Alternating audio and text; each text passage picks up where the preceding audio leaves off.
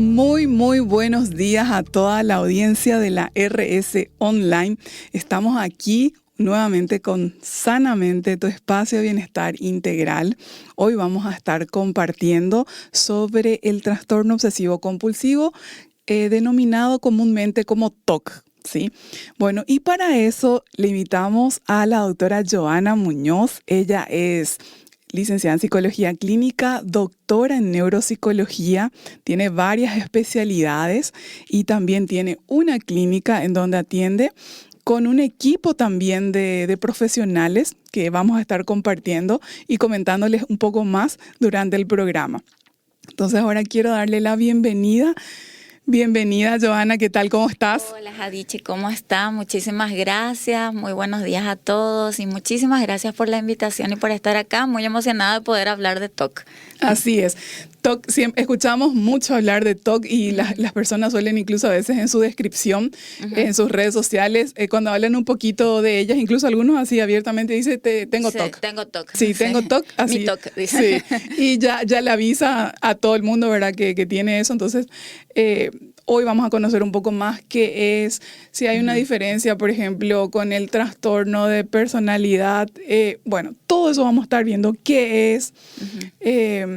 Y otras cuantas preguntas. Así es. Antes de eso y antes de entrar para abordar este tema, quiero agradecer al Comité de Educación de la Cooperativa Sagrados Corazones por auspiciar este espacio, siempre apuntando a todo lo que es la calidad de vida y la salud integral.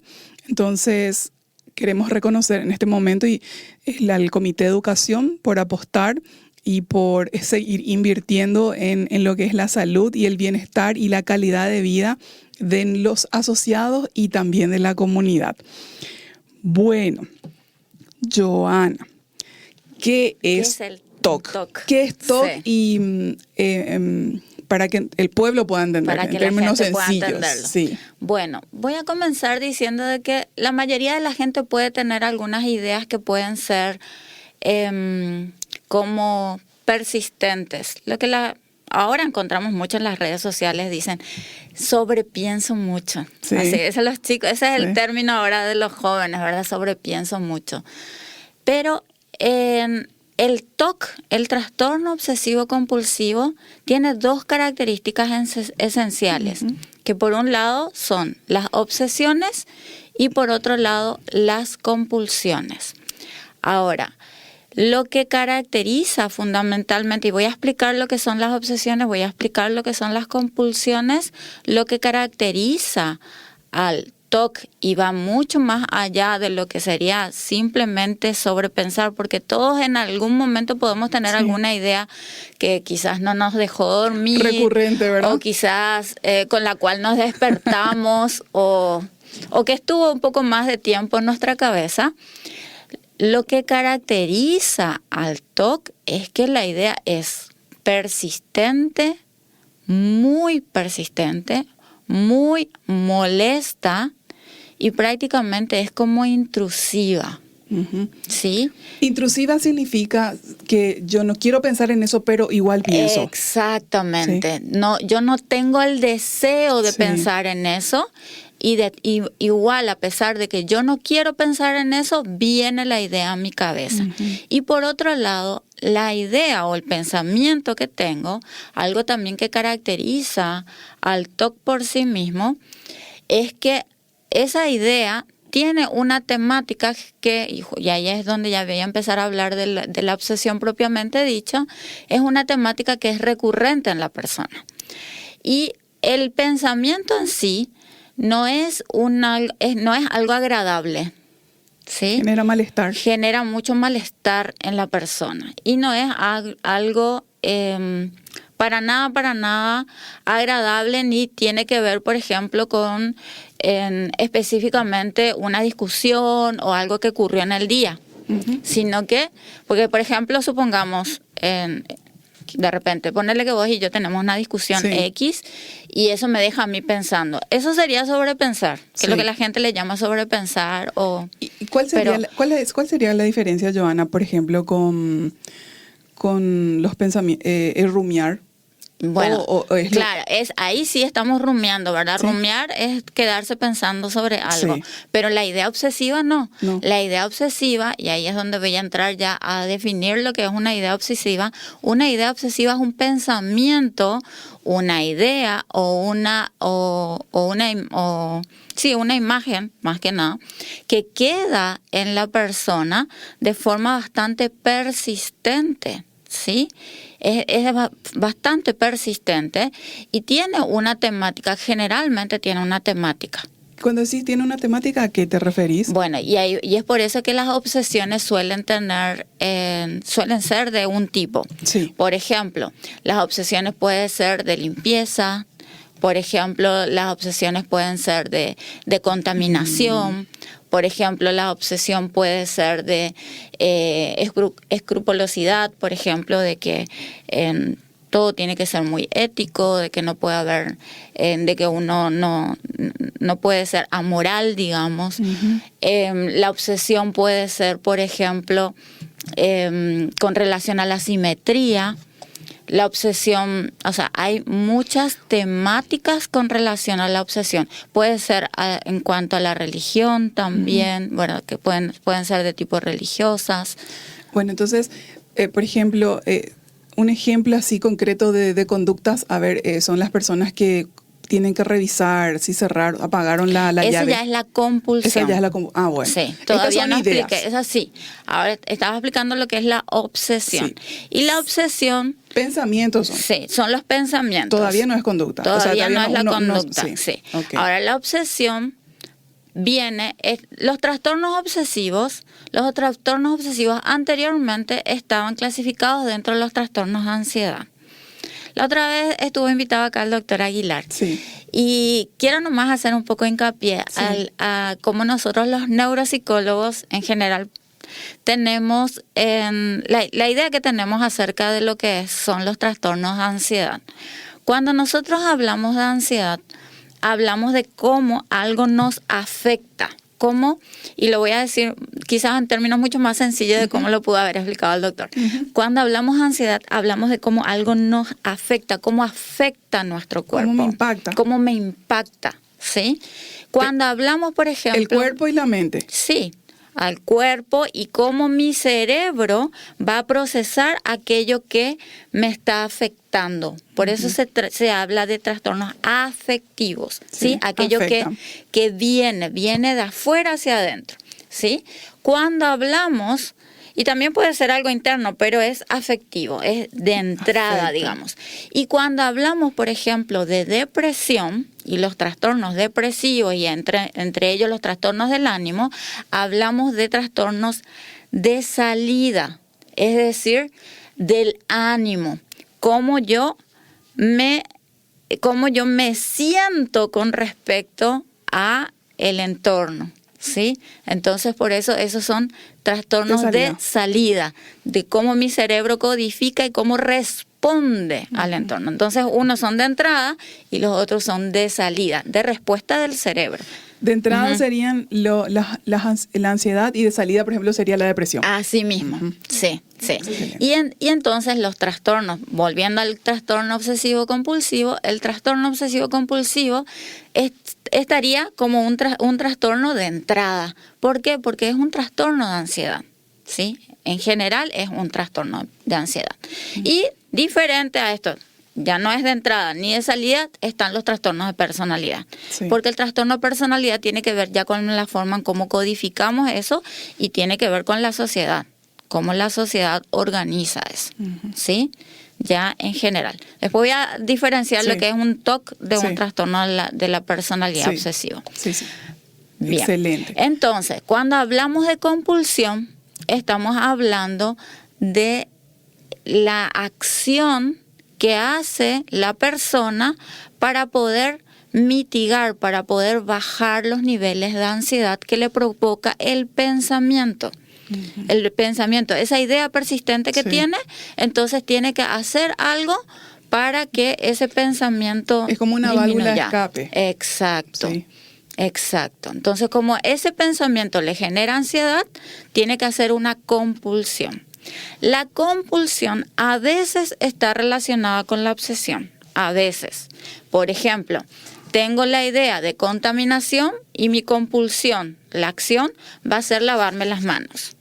¿Sí? Esa sería la compulsión.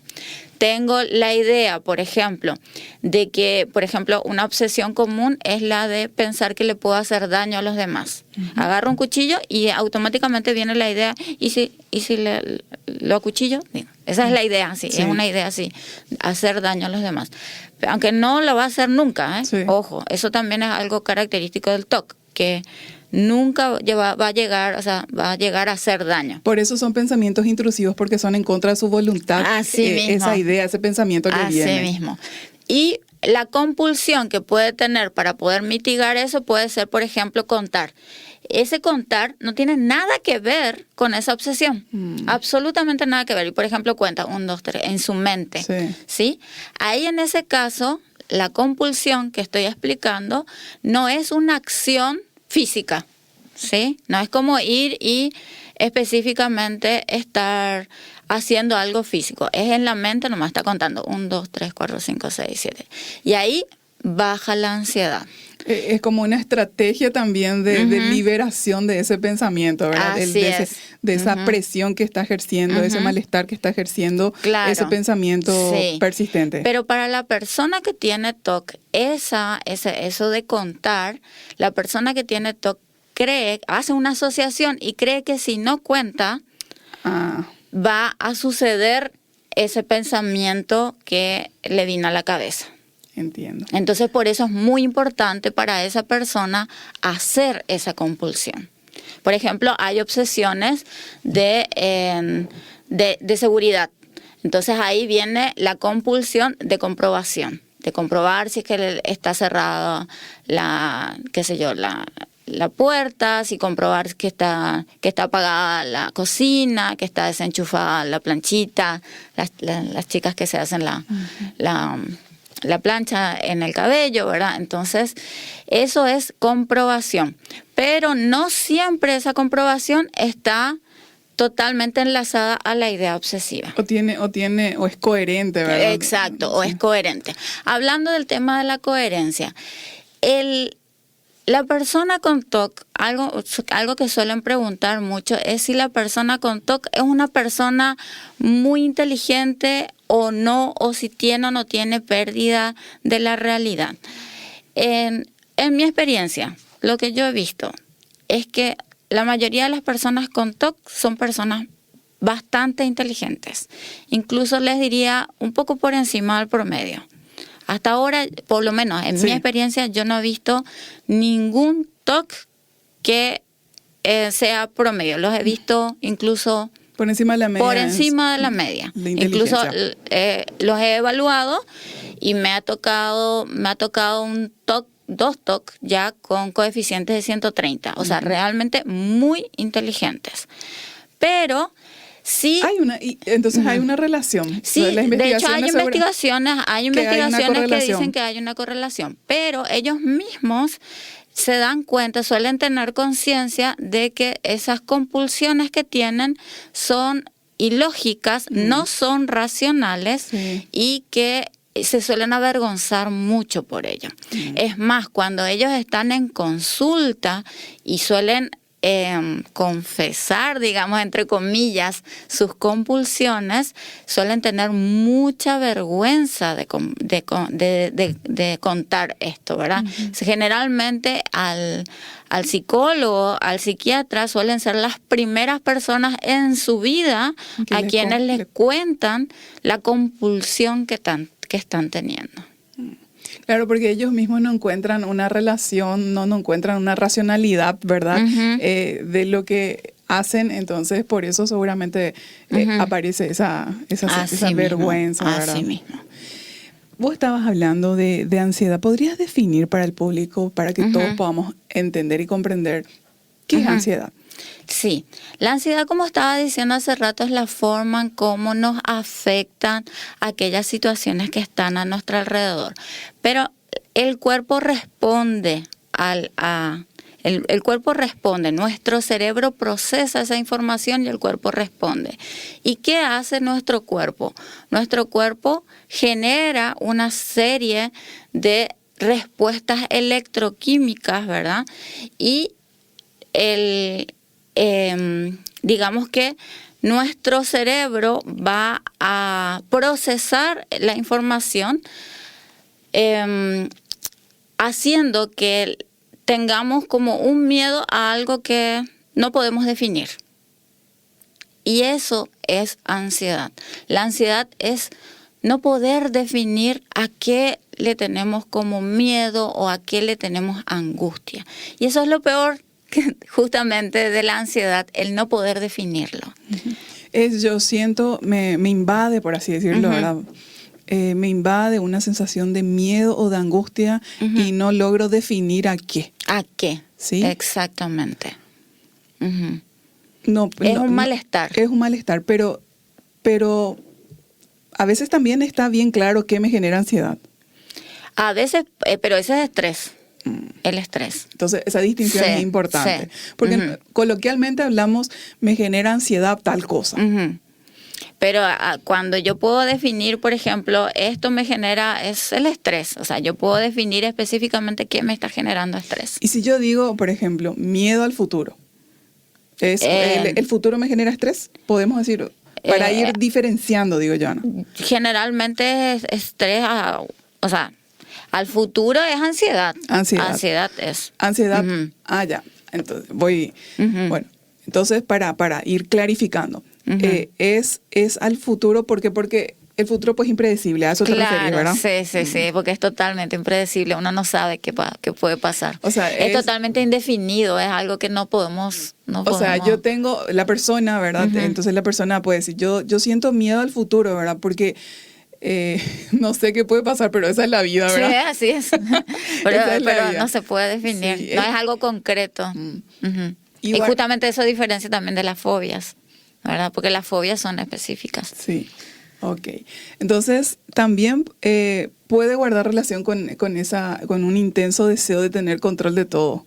Porque, viste que la vida no se puede controlar, la vida es lo que es y sucede y nos pasa y bueno, nosotros lo que podemos hacer es tener recursos de afrontamiento y desarrollar habilidades y utilizar herramientas. O sea, hay una serie de recursos y herramientas, ¿verdad? Y también de un fortalecimiento interno, ¿verdad? Porque la vida es la vida, o sea, es indeterminable, ¿verdad? Y no se puede decir esto. O sea, uno planifica incluso, ¿verdad? Y uno diseña tal vez aquello que quiere que le ocurra en su vida, pero no siempre se puede dar. O sea, no estamos diciendo que la vida es total. O sea, uno puede ser predecible en la medida que yo me voy poniendo metas y objetivos, ¿verdad? Y me voy esforzando por lograr esas metas y objetivos, pero claro que en el curso y en el camino pueden presentarse obstáculos imprevistos pero esa es la vida. Así es. Bueno, justamente algo que... La persona que siente ansiedad, entonces, bien, yendo al tratamiento, ¿verdad? Porque una persona que tiene TOC, le vienen ideas. ¿Puedo decir que está dentro del grupo de las ansiedades? Sí. ¿Y cómo lo vamos a ir tratando en la pregunta? Sí, y ¿las causas cuáles serían? Bueno, las causas. Las causas hasta ahora no está totalmente definido. Justamente nosotros ahora estamos trabajando en una investigación, estamos replicando una investigación que se está haciendo en toda Latinoamérica. La investigación es dirigida por la organización, o sea, por el Instituto Nacional de Estados Unidos, por Bion y la Universidad de Carolina de Estados Unidos, y es ahora implica toda Latinoamérica, se llama Latino, y acá en Latinoamérica está acompañado por ALTOC, se llama la organización Latinoamérica, y justamente implica hacer una evaluación del ADN para ver si es que hay o no un componente genético, y también de los criterios del TOC, ¿verdad? Ahora, la evaluación es sumamente exhaustiva, más o menos dura unas 6 horas aproximadamente, porque se pregunta de todo para ver si no... ¿En serio? Sí. sí. Se hacen, o sea, es un cuestionario. Es un cuestionario, son varios cuestionarios en realidad. Pero son se varios hacen cuestionarios. en varias tomas. En varias tomas, sí. Son varias tomas. Entonces, a las personas de repente que están pensando, están sospechando que tienen TOC y que quisieran participar, les podríamos dejar el enlace para que se unan a nuestro proyecto y si quieren ser parte del proyecto, sin problema. Excelente. Entonces, está dirigido por el doctor Víctor Adorno, él es el coordinador general, yo estoy también como coordinadora del proyecto, pero el coordinador general es el doctor Víctor Adorno. Entonces también vamos a ver si podemos contactarle al doctor Víctor Adorno, porque también, bueno, hablamos de las causas, nos dijiste y compartiste con la audiencia, bueno, no está realmente así. No está totalmente determinado. No está totalmente determinado, pero sí hay varios estudios que apuntan a que esto sería genético, aunque hay otras causas. También se ha encontrado, por ejemplo, que existen algunos factores que pueden disparar el TOC. Por ejemplo, hay una infección que por pandas se llama, que es una infección por estreptococo, que pero es muy evidente y se dan niños. Se dan niños. El niño tiene la infección, es una infección faríngea, y luego de la infección, de un día para el otro, el niño empieza a tener trastorno obsesivo compulsivo. Okay. Entonces, es muy evidente, ¿sí? Y es por infección por pandas. Y hay otro TOC también, que también es bastante evidente, que se da por traumatismo cráneoencefálico. Claro. Entonces, ahí es fácil de determinar. Hubo un daño, hubo un daño, hubo una lesión, y a partir de la lesión aparece el TOC. Pero sí, la mayoría de los TOC los vamos a ver en genético. Ahora, existen diferentes tipos de TOC. Pero, ¿sí? Bueno, entonces la evidencia apunta a que es hereditario. La evidencia apunta a que es hereditario, que es genético, no hereditario. Ahora hay que diferenciar lo que es genético a hereditario. Okay. Pero entonces, bueno, buen punto, genético. ¿Qué quiere decir? Quiero diferenciar lo que es genético de lo hereditario. Genético quiere decir que están nuestros genes. Sí. Bueno, a ver, voy a hacerlo como lo hago en clase. Sí.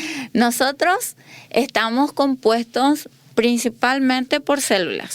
¿Sí? Y en cada una de nuestras células, hasta las células de nuestro cabello, las células de nuestra piel, todas nuestras células, hasta las células de nuestra sangre, todas nuestras células contienen ADN. Sí. ¿Sí? Ese ADN está organizado en genes. Sí. ¿Sí? Eso es lo genético. ¿Tá? Esa constitución genética la traemos nosotros desde que nacemos. ¿Sí? Esa constitución genética viene dada justamente por la unión de los gametos, del el cigoto que se llegó a formar por la carga hereditaria, sí. Eso sí, hereditaria, que vino de la madre y del padre. ¿Tá? Pero ahí hay un tema, que esto que vino hereditario del padre y de la madre se fue multiplicando, y a veces la información que vino del padre y de la madre vino bien, sí. No es que vino con errores, pero vino al perfecta. Multiplicarse, ¿verdad? Al multiplicarse pudo haber un error. Por hablar en términos sencillos, una duplicación en algún lugar de alguno de los genes, por ejemplo. Ahí, exactamente. Al multiplicarse o en el proceso de embarazo o algo, sobre todo en el primer trimestre. Ahí entran muchas cosas, porque a veces, incluso en el primer trimestre, las primeras 4 semanas, normalmente la mujer ni siquiera sabe que está embarazada. Así es. Ni siquiera sabe. Recién la mujer se entera que está embarazada cuando tiene 15 días de retraso, normalmente. Sí. A los 15 días de retraso la mujer ya tiene 6 semanas de embarazo. cuando recién se enteró que estaba embarazada. Imagínate, Joana, y ahí ella pudo haber tomado medicación. Tomó medicación. Alcohol, tabaco, un montón de cosas. Ya tuvo una gripe. Se tomó algo para el dolor de cabeza si tuvo un dolor de cabeza. Que pudo haber tenido un impacto, ¿verdad? Claro. O sea, no siempre, ¿verdad? O sea, no estamos siendo deterministas, pero claro.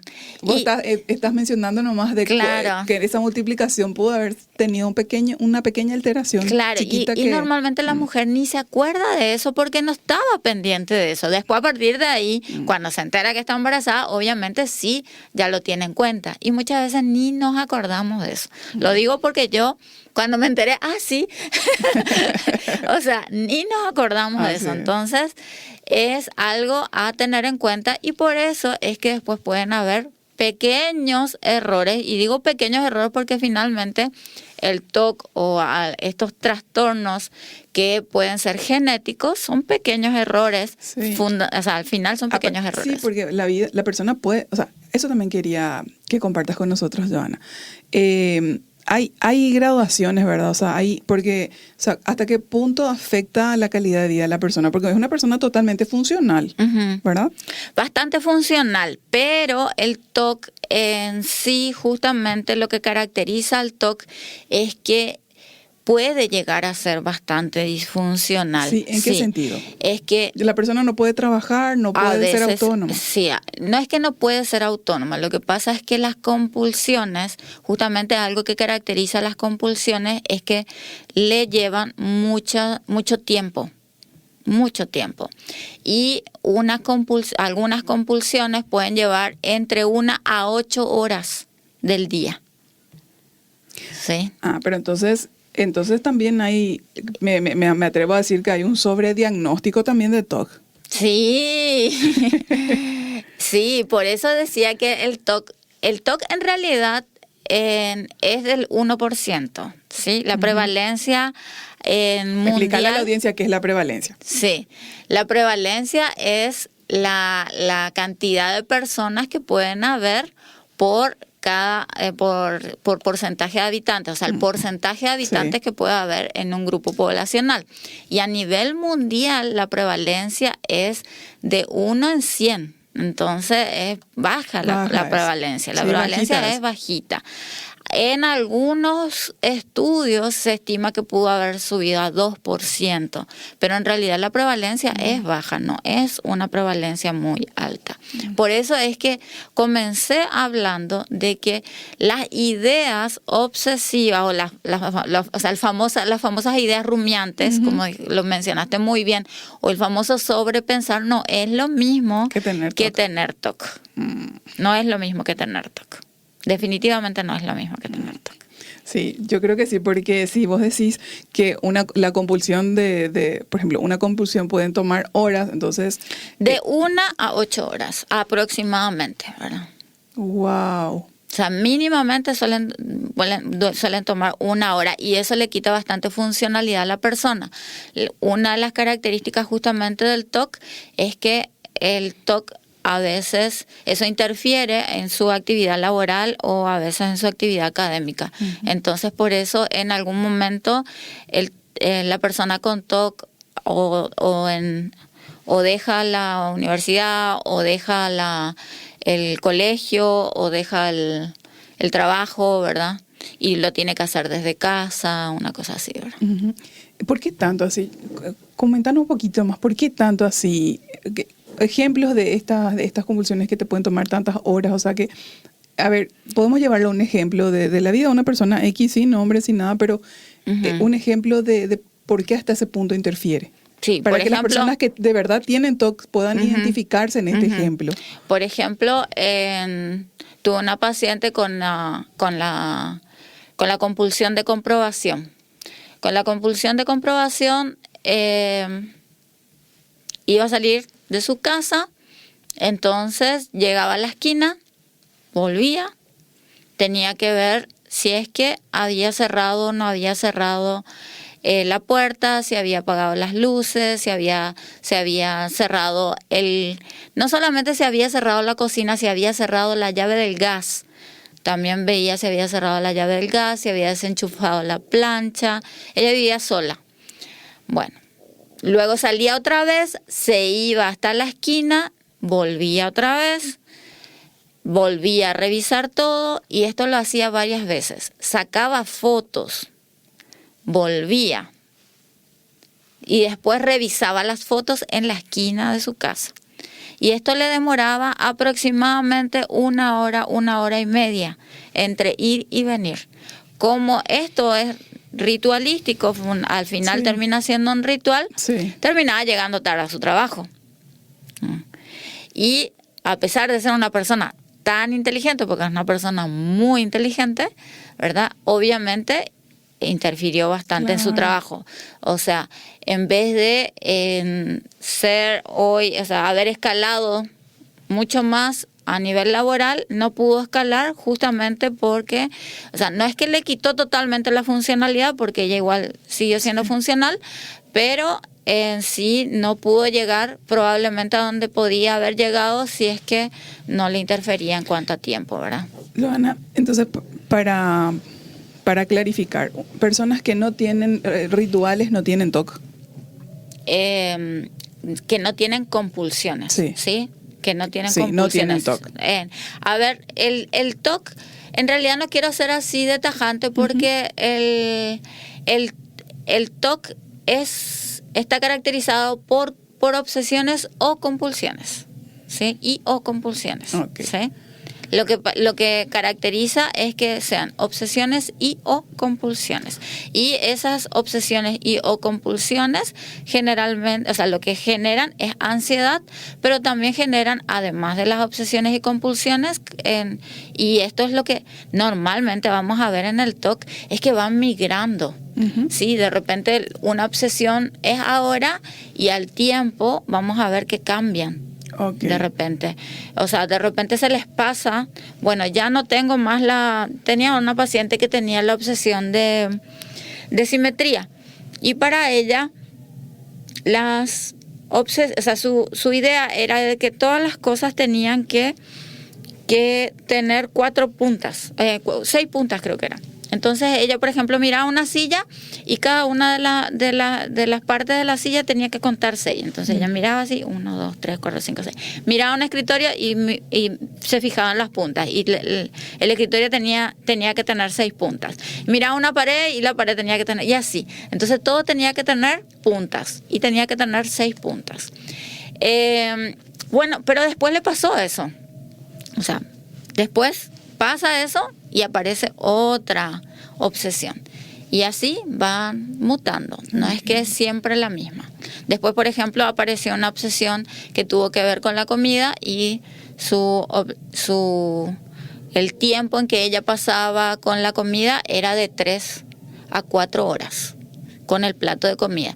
Iba, lo calentaba, empezaba a comer, después iba, calentaba otra vez la comida, seguía comiendo, luego iba, calentaba la comida, y así sucesivamente hasta demorar 4 horas con su comida. Wow. 4 horas. Entonces, sí, puede ser bastante disfuncional. Entonces, muchas de las personas que dicen así alegremente tengo TOC, a lo mejor se están refiriendo más que nada a pensamientos recurrentes, Sí. o rumiantes, ¿verdad? Sí, sí. Así como, porque yo creo que todos en algún momento tenemos así ideas persistentes que están ahí rondando en nuestra cabeza, o una tendencia también, ¿verdad? Una ligera, por así decirlo, ¿verdad? Sí. Pero cuando estamos hablando de TOC, entonces estamos hablando realmente, o sea, porque los ejemplos que vos estás dando aquí, y que son ejemplos de consultorio, ¿verdad? De gente real, ¿verdad? Quitan mucha funcionalidad, Sí, realmente. quita. Pero esto va cambiando, y en la medida que se va trabajando, Sí, van justamente. mejorando mucho.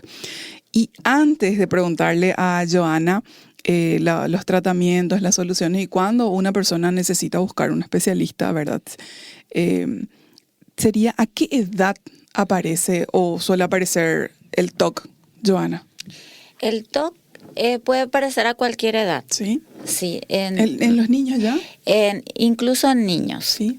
hay pacientes, o sea, la edad en niños podemos ver desde los 7 años. Hay niños que consultan desde los padres obviamente llevan a los niños, 6 años. Actualmente estamos con un paciente que sus primeros síntomas en realidad iniciaron desde los 2 años.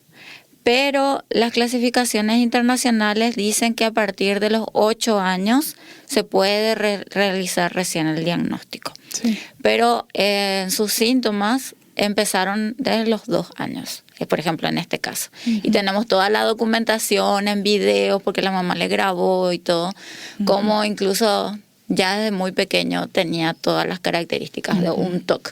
Y totalmente, porque justamente algo que solemos ver en el neurodesarrollo, por ejemplo, es que algunos niños se ponen a organizar los juguetes y qué sé yo, pero este es totalmente diferente, realmente apuntaba a un trastorno obsesivo compulsivo, y ahora que ya el niño tiene 8 años, se puede observar perfectamente que es un trastorno obsesivo compulsivo. O sea, ya ahora es francamente un trastorno obsesivo compulsivo. Ok. Y además desde chiquitito, ¿qué otras edades? Bueno, y lo más frecuente es que se vea en el adulto joven. En el adulto joven es donde aparecen con más frecuencia las obsesiones. Ahora, hay diferencias entre los hombres y las mujeres, ¿sí? Suelen haber ciertas diferencias. Como dije hace rato, el tipo de obsesiones pueden ir mutando. Sí. Entonces, lo que yo he observado, por ejemplo, es que las mujeres como que se da más en las adolescentes mujeres, y luego pareciera que en las mujeres jóvenes, ya un poco más adultas, se merma el TOC, digamos, y se pone como más grave en los hombres, ¿verdad? En los varones. Pero obviamente la carga genética ya la traían, y vamos a ver como que adultos, y varones... detona nomás en una cierta edad, ¿verdad? Exacto, como que se pone más grave, digamos. Sí. Pero en las adolescentes mujeres vamos a ver que es bastante intenso, digamos, en las mujeres en la adolescencia, pero no así en los varones, pero sí después en los varones cuando ya son más adultos. Joana, ¿y hay solución para el TOC? A ver, estamos hablando de que hay cambios a nivel neurológico, hay cambios, por lo tanto, curación, digamos, no vamos a hablar de curación, pero evidentemente sí vamos a mejorar de forma importante la calidad de vida. Sí. Sí. Hay varios tipos de tratamiento. Por un lado está la psicoterapia, sí, y por otro lado está la farmacología. Sí. Y hay una tercera alternativa que se está haciendo a nivel mundial, que es la estimulación magnética. Bueno, y hay una cuarta también. Ahora hay una tercera alternativa, que es la estimulación magnética transcraneal, y una cuarta alternativa, que es la estimulación profunda, ¿sí? Hasta ahora, por lo menos hasta ahora acá no ha llegado a la estimulación profunda, pero sí la estimulación magnética. Ok. Cuando hablamos de terapia, ¿qué corrientes son las que más éxito tienen en el...? Voy a hablar de la psicoterapia. Sí. La psicoterapia, yo diría que en el TOC, a ver, para la mayoría de los trastornos mentales, y la evidencia dice que tanto la farmacología como la psicoterapia, si es combinada, tiene mayor éxito. ¿Sí? Eso es para todos los trastornos mentales, sea ansiedad, depresión, trastorno de la personalidad, lo que hagamos, si es combinado, tiene mayor éxito. Pero en el TOC, obviamente, también no se escapa de esto. Sin embargo, en el TOC tenemos muy buenos resultados con la psicoterapia. Así que yo creo que un elemento fundamental a trabajar con una persona con TOC es con psicoterapia. Psicoterapia. Con psicoterapia. ¿Y qué trata ahí el paciente? O sea, se va y ¿qué aprende? Ya, voy a hablar de eso. Sí. Existen otra vez diferentes tipos de psicoterapia, porque, bueno, sabrás que existe la psicoterapia gestal, la psicoanalítica, y sin ánimo de hablar mal de ninguna otra corriente, la que tiene evidencia científica de haber funcionado bien es la terapia cognitiva conductual. Específicamente la terapia cognitiva conductual. Conocida también como TCC. La TCC. Ahora, dentro de la TCC, otra vez hay estrategias específicas que son las que funcionan. Pero fundamentalmente el primer paso para cualquier persona con TOC es la parte de psicoeducación. Porque la persona, obviamente, recién estábamos hablando de la funcionalidad del sujeto. Entonces, en la medida que la persona tenga balanceados sus hábitos de sueño, de alimentación, justamente lo ayudemos a que la persona tenga en su actividad laboral, su actividad académica balanceadas, bajos sus niveles de estrés, ¿verdad? Entonces, obviamente va a funcionar mejor. Entonces, la psicoeducación y el balance de sus actividades es una de los primeros objetivos que vamos a trabajar en terapia. ¿Sí? Eso independientemente de las estrategias que vamos a utilizar o de las estrategias específicas que se utilizan para el TOC. Sí. ¿Sí? Ese es paso número 1. Paso número 2 son las estrategias específicas. Y las estrategias específicas y las que tienen mayores evidencias hay 2 específicamente, una se llama técnicas de exposición de respuesta. Las técnicas de exposición de respuestas o se llama terapia de exposición de respuesta, es justamente exponer a la persona a la obsesión y luego prevenir la respuesta, que es la compulsión. Pero obviamente esto no se hace, vas a ponerte a tu obsesión de forma directa, sino se tiene que hacer de forma muy paulatina, como una desensibilización, es decir, muy paulatinamente. Y paradójicamente, el solo hecho de amigarse con su idea obsesiva, por así decirlo, eso va a bajar los niveles de ansiedad. Recordemos que justamente lo que más aumenta la idea obsesiva es la ansiedad. Entonces, a la persona, al amigarse con su idea obsesiva, va a bajar los niveles de ansiedad. Eso es una parte. Sí, esto de amigarse con la idea obsesiva sería como una manera, Joana, de resignificar o reinterpretar esa idea, ¿verdad? Exacto. Y darle una nueva interpretación, ¿verdad? Sí, ya no el querer bloquearla, porque muchas veces la gente en general le puede decir a una persona con TOC, y bueno, pensar en otra cosa o pensar en positivo, no pienses más así tan en negativo, por ejemplo. Pero no puede la persona no puede hacer eso. Entender, ¿verdad? Sí, eso hay que entender con relación al TOC, ¿verdad? No puede hacer eso. Entonces, justamente las técnicas, la terapia, y esto es guiado a través de un terapeuta, se tiene que exponer a la idea. Se tiene que exponer a la idea. Y esa es la primera parte de la terapia. La segunda parte de la terapia es prevenir la respuesta. ¿Y qué es prevenir la respuesta? Prevenir la compulsión. ¿Sí? Que nosotros vamos a evitar que se dé esa compulsión. Excelente.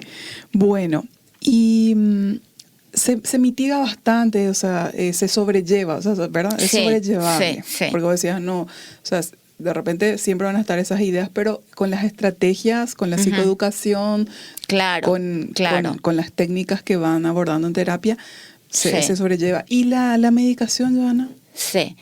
Voy a hablar de la segunda opción, el mindfulness. Ah, sí. Sí, con el mindfulness también suele bajar bastante la ansiedad y Y por eso también el TOC suele mejorar bastante. O sea, entonces son las técnicas de exposición de respuestas y el mindfulness, que son las dos que funcionan muy bien. Okay. Bueno, y ahora con relación a la medicación. Bueno, yo no soy médico, pero lo que funciona son los inhibidores de recaptación de la serotonina. Esos son los medicamentos específicos que se utilizan con el trastorno obsesivo compulsivo. Los inhibidores de recaptación de la serotonina, y dentro de esos hay un grupo de primera elección, de segunda elección,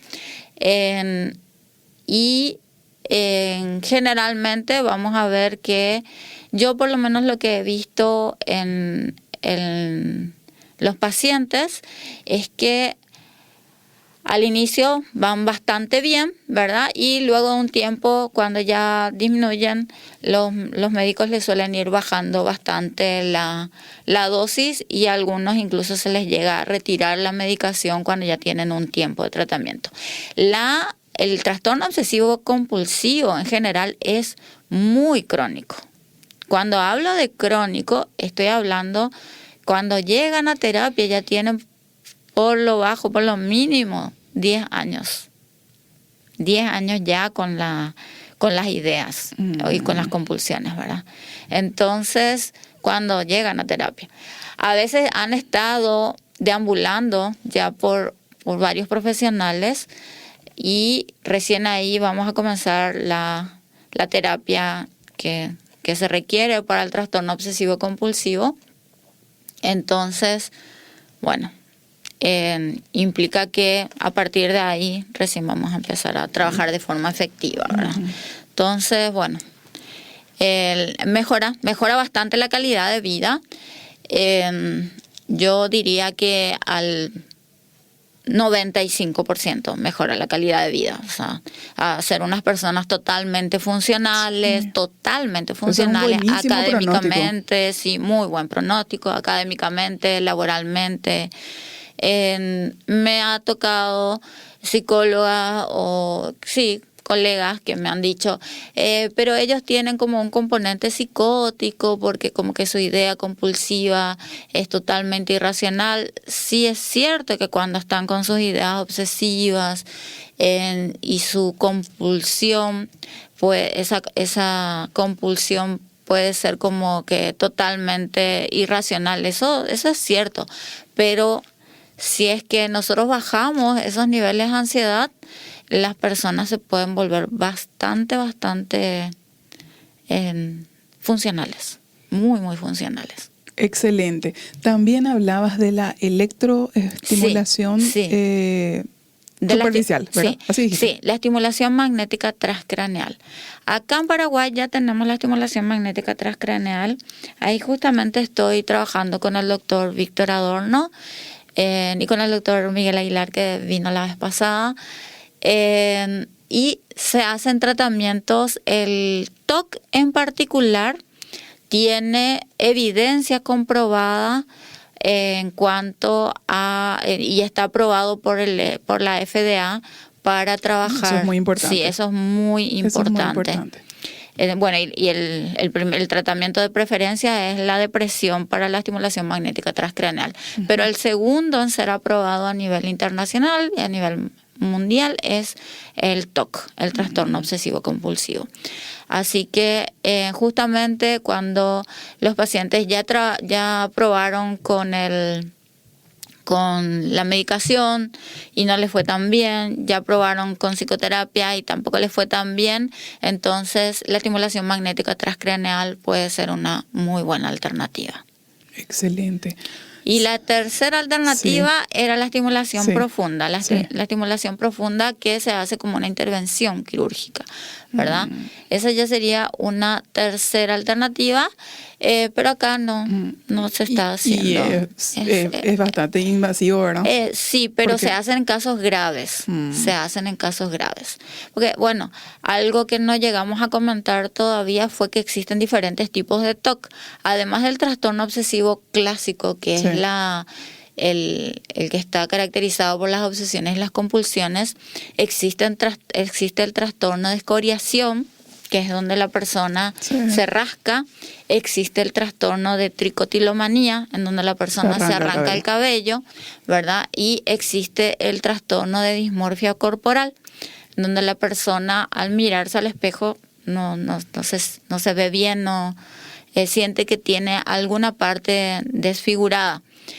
En el trastorno de escoriación, por ejemplo, puede ser muy grave, porque pueden llegar a causarse lesiones muy graves en la piel, infecciones que pueden terminar en hospitalizaciones o incluso en una sepsis.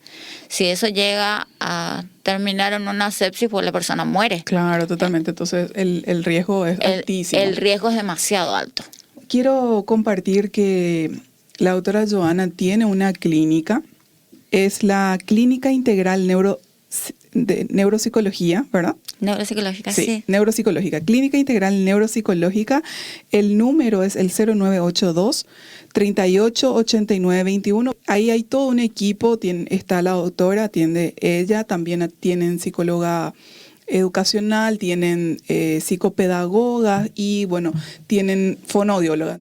Muchísimas gracias, Joana, por acompañarnos. Por la invitación. Muchísimas gracias, Adichie, encantada realmente, y me quedé con ganas realmente de seguir preguntándole un montón de cosas para que al público le van a servir, pero ya vamos a volver a invitarle a Joana para seguir abordando temas de interés para nuestra audiencia. Nos vemos el próximo sábado en Sanamente.